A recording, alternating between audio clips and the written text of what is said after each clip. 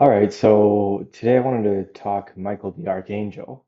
And this means that this is not perhaps a psychological Bible episode, but I think it'd be interesting nonetheless. So, kind of been really diving into this topic of Michael the Archangel and who Michael the Archangel is. And in that process, been able to understand um, I've been able to understand the positions for and against and all the things in between. And where I'm at today is I kind of struggle to see um, the argument. And maybe I shouldn't say I struggle to see the argument. I definitely can see the argument against Michael the Archangel not being Jesus, but I also quite convinced that it is most certainly Jesus. And I think that I think there's a couple reasons why um, I think that some people are scared of this narrative that, Jesus could be Michael the Archangel, whereas I see I see an inconsistency in the argument that he can't be for the reasons which I will lay out today. And I think also it and neglects the fact that Christ has or Jesus has played multiple roles throughout the Old Testament and even in the New Testament. And so and I think the other thing is there's this fear because Jehovah Witnesses believe that Jesus is Michael the Archangel. And I think since Jehovah Witnesses are viewed as a cult, then they couldn't possibly be right about anything. And so I think that is one of the reasons too that the kind of modern evangelical churches try to distance themselves from the idea. And then the points that I will lay out right now.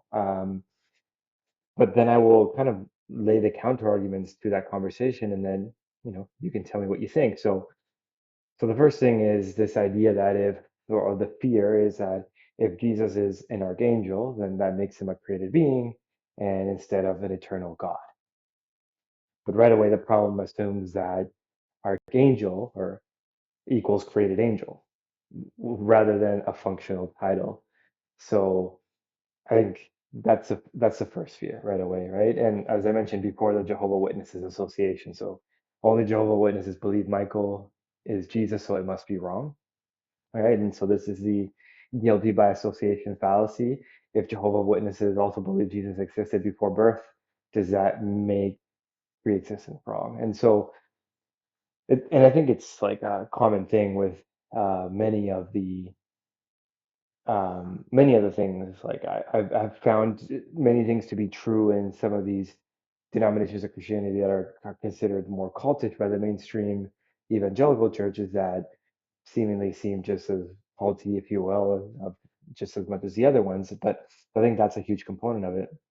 Though the irony is that, and I think this is like a huge one because it happens with most things. I mean, even like Seventh Day Adventists, like their belief in 1844. There's this idea in evangelical churches or mainline churches that it's like an Adventist thing where if you really study, there was like all of these people. I mean, there's so many people that believed 1844 it was a significant time period, signaling perhaps something to do with Christ and the second coming and all that is like it's like not even like an Adventist thing at all. But I think that's what like even modern evangelical churches will have you to believe so that you don't kind of investigate further. Whereas even the Baha'i religion believes in the 2300 years and they weren't even connected at all. So I think the irony is that the early church fathers believed this idea that he was Michael the Archangel long before Jehovah Witnesses did.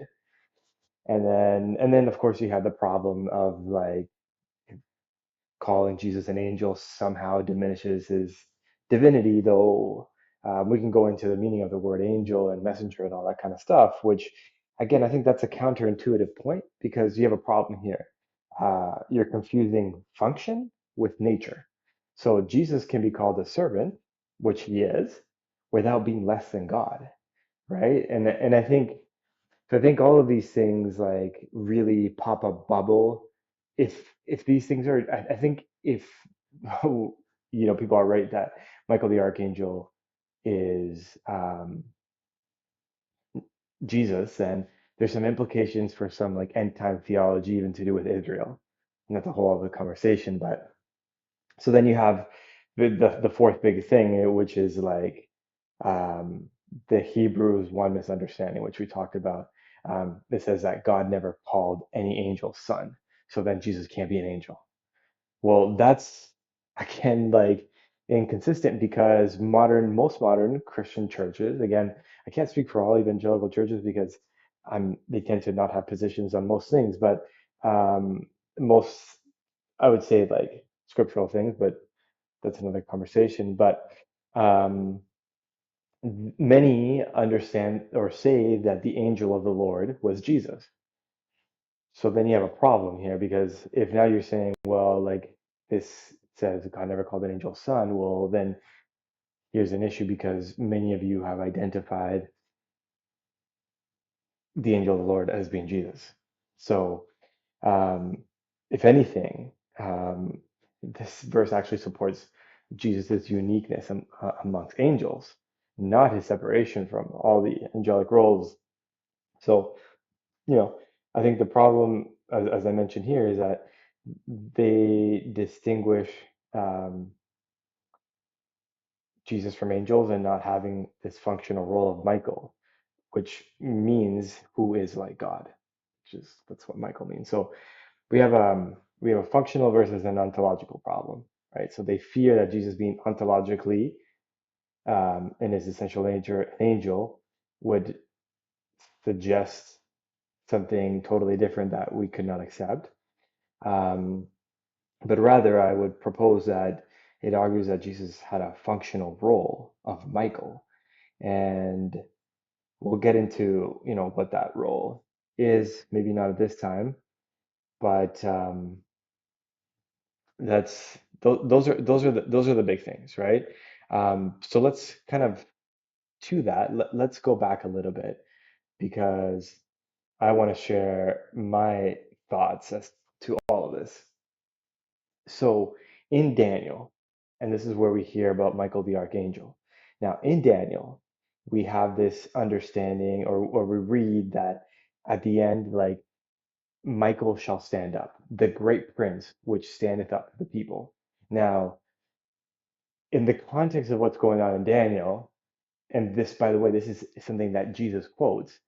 I mean, not to get into more of the theological prophecy related stuff, but if you look at what is happening in Daniel, it's basically like there's a time of trouble such as never was and never shall be. And then it says, at that time, Michael shall stand up, the great prince, which standeth for the children of thy people. Now, interestingly enough, Jesus quotes the same thing to refer an end time period.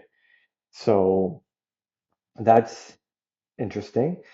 And I find that there's a couple of things here. So number one, and maybe we'll get into the inconsistency part in a second, but and I've already told you that we accept the angel of the Lord as being Jesus, and Christians accept that Jesus appeared in the Old Testament as different figures, right? Um, but they're inconsistent when it comes to Michael. And this Daniel standing up, Michael shall stand up in Daniel, which is then quoted in Matthew 24, verses 21. For then there will be a great tribulation, such as never been from the beginning of time, nor will be, nor will ever will be. And it seems that Jesus is quoting this verse when he spoke um, in Matthew. So Daniel says that Michael stands up to deliver his people. And Jesus, speaking in Matthew 24, about the end of the world and his second coming, says that he will return to deliver his people. So here's the problem. Why would Jesus need two separate divine champions for the same event? I mean, it, it's it's like it makes no sense as to like why Jesus is the one that is going to come to deliver in the New Testament, and then in the Old Testament, Michael is the one that's going to come to deliver the people. You either have the premise that these are two very different, totally different events, which if that's the case, then that also breaks down a lot of like the theological understanding of modern evangelical churches, if those are two entirely separate events. And it would be a hard case to put as two entirely separate events because it's very clear that Jesus was quoting Daniel. I mean, most scholars like would come to an understanding that he's quoting Daniel, and he has like many times before. So there's that. And then the word there, like Michael, the prince, it doesn't mean like this minor royalty. It literally means captain, chief, general, governor, keeper, lord, master, ruler. This is a high authority language, right? So the simplest explanation is that Michael is Jesus, and he is the one that is going to come, excuse me, and deliver the people. So there's that. We talked about the fact that the angel of the Lord is understood as Jesus, which the church fathers unanimously believe that the second person in the Trinity appeared frequently in the Old Testament in a variety of forms, the angel of the Lord, and the earlier fathers maintained that it was God himself who appeared. So it's a problem because he's the angel of the Lord, and we come to accept that to be true. But then Paul says what he says, and then we use that argument to make the case that Michael cannot be Jesus, and that doesn't work. So um, let's continue. So in the use in the Old Testament is that um, when we read about the angel of the Lord, he was with Moses, it was on holy ground. You have the situation with Joshua. He's like military leader, holy ground, divine authority. He accepts worship. This is what we know about the angel of the Lord, right? He speaks as God. He is called Lord. He disappears after Jesus is incarnated. But it's the same evidence for Michael, right? So, military leader. Michael is often associated with spiritual battle. And I mean, and many church fathers have said such, and much commentary speaks on that. He protects God's people. He's a special role in protecting God's people, right? He has divine authority because he stands up. That's royal action for during an ultimate crisis. Why does Michael stand up? The argument that has been proposed is that Michael stands up to protect and deliver these people. Like, at least in the evangelical perspective, it's Israel.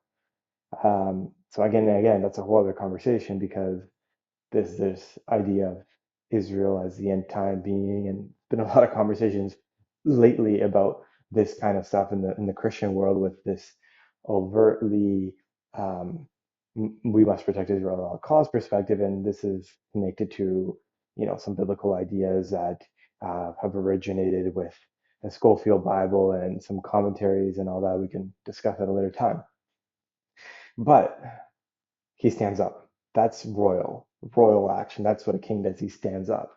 And he also has this warrior role where he fights Satan directly. And it's interesting to think that it's Michael and his angels fought against the dragon.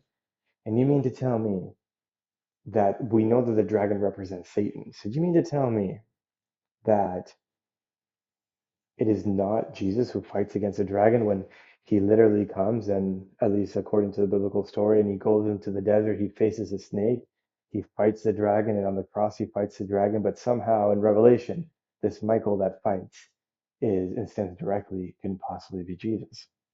So why do Christians accept Jesus equals the angel of the Lord and Jesus is the commander of the Lord's army, but reject Jesus the archangel using the same type of evidence? It doesn't make sense to me. So we have this biblical pattern. Jesus has many titles and roles. He's the Word of God.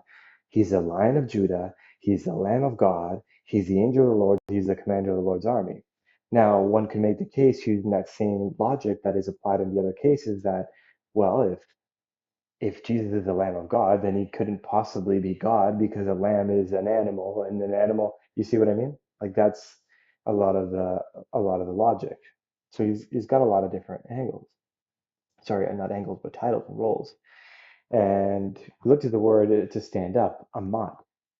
It means more than physically standing up. I mean, if you look at the Hebrew, it means to stop, to settle, to fix, appoint, confirm, establish, endure. It implies readiness and position for divine action.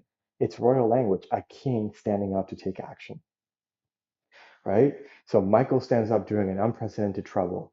In Matthew 24:29-30, Jesus returns immediately after the tribulation. Same event, same timing, same purpose. Okay, so here's the other thing. But Hebrews 1:5 says, no angel is called the son.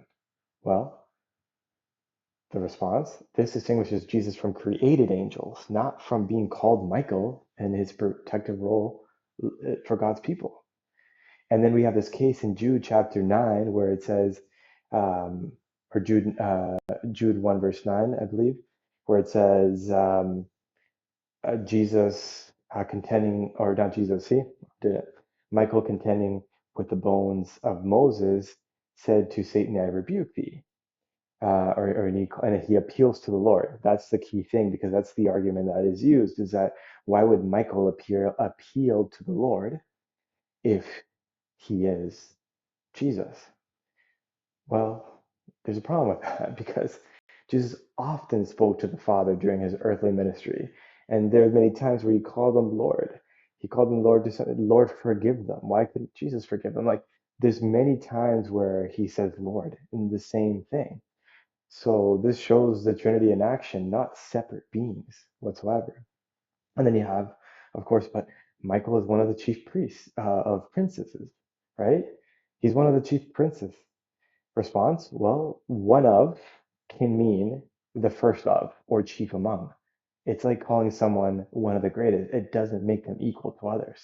Chief among is not some little rank. It literally means the one at the top, right?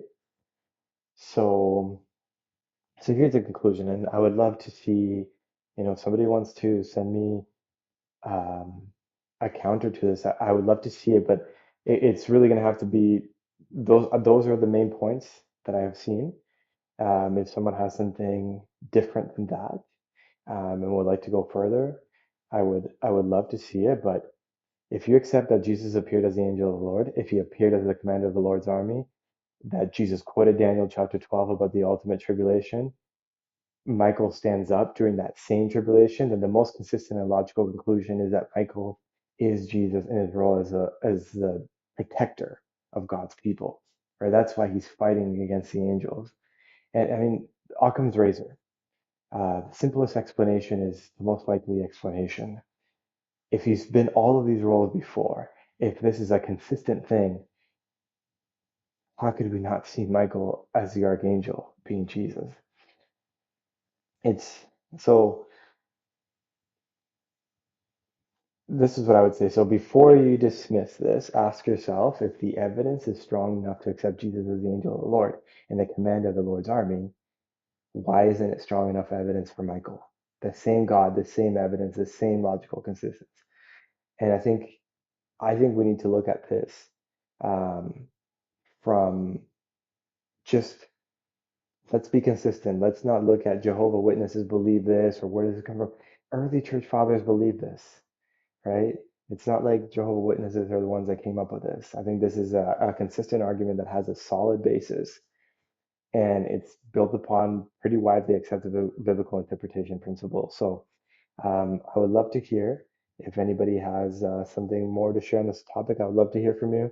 And thank you for listening and watching this video.